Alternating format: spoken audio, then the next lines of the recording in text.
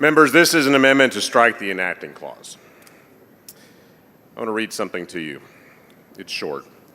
A general diffusion of knowledge being essential to the preservation of the liberties and rights of the people, it shall be the duty of the legislature of the state to establish and make suitable provision for the support and maintenance of an efficient system of public free schools. Members, that's from Article 7, Section 1 of the Texas Constitution.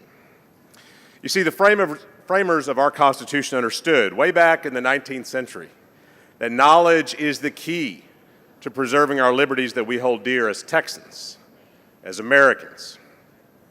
And to ensure the citizens have knowledge, we must support our public schools so our kids can learn. Not just learn facts and knowledge, though that's important, but to learn to think.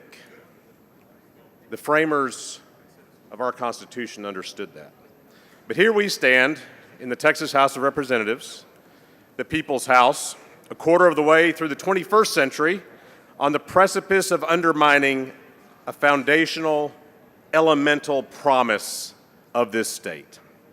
Are we ready, are we really willing to trade an efficient system of public free schools that serve all children for an inefficient system of private, expensive schools that will only serve a privileged few? That is the question we have to answer. SB2 will irrevocably harm the future of our state. We know our public schools are already underfunded. The governor's provided $0 in new basic funding for our local schools in the past 6 years. Now, we took one step forward a few hours ago on this floor with the passage of HB2, and I thank Chairman Buckley for his work and leadership on that. But if this bill passes, Senate Bill 2 passes, and siphons $1 billion from our neighborhood public schools, it will be much more than 2 steps back. And for what? For a program, a scam that we have seen fail time and time again across this country. Arizona was the first state in the nation to enact a universal school voucher scam, and I think the Arizona example is a good one to look at because the former governor of that state was here a couple weeks ago promoting this bill. Since Arizona passed its plan, the program has ballooned in cost by 560%, causing a budget shortfall and cuts to critical state programs. It's been overwhelmingly used by wealthy parents who already had the resources to send their kids to private schools. And the program has shown absolutely no evidence of improved student outcomes, and supposedly that's what this is all about. Adding insult to injury, in Arizona, private school parents, voucher recipients have used ESA funds for ski lessons, home gyms, and trips to SeaWorld. Governmental efficiency and responsible stewardship of tax dollars is one of our greatest priorities as legislators. So let's call vouchers what they are. They're a coupon for the wealthy who can already afford to send their kids to private schools. Just look at private schools in my region, up in the Dallas-Fort Worth area. For a family that can already afford to pay more than $29,000 in tuition to send their kids to Oak Ridge in Arlington, a great school, this voucher will be a coupon for them.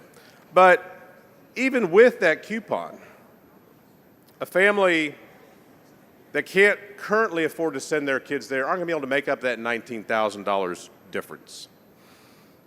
I could go on with other examples, but this voucher will not cover the cost of private schools at our best private schools in the state. And I would add that those high tuition prices don't cover activity fees, application fees, registration fees, extracurricular fees, book fees, etc.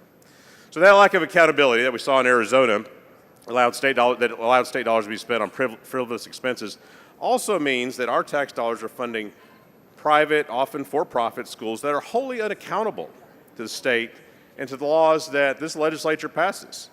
That lack of accountability means there's nothing to stop a for-profit, fly-by-night shell company from setting up a new private school in some strip center in my district or yours.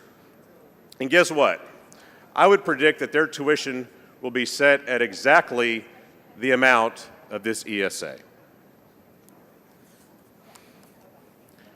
And While our public school students have their learning and progress measured throughout the year and through end-of-course STAR tests, private schools have no such testing requirements to guarantee that kids are learning.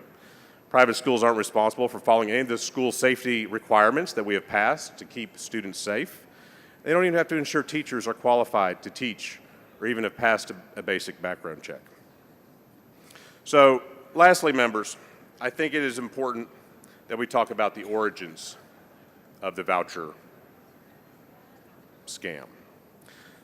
Vouchers in this state originated back to the 1950s. In the wake of the Brown versus Board of Education decision that desegregated schools in the United States.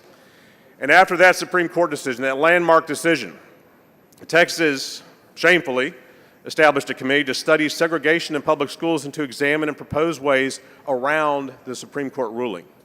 And that's where the idea of vouchers was born. And 71 years later, vouchers are still discriminatory, in different ways, but still discriminatory. Vouchers will harm students with disabilities. They will harm rural students especially. They will harm students who need additional learning supports. They harm our retired teachers, we have learned. And they will harm low-income and middle-income students. So members, I offer this amendment today to kill Senate Bill 2 for my constituents, for the public school students of my district, for the teachers and staff who work hard every day to serve them, and for the preservation of our state's public education system. And I would encourage you to join me in voting yes on this amendment.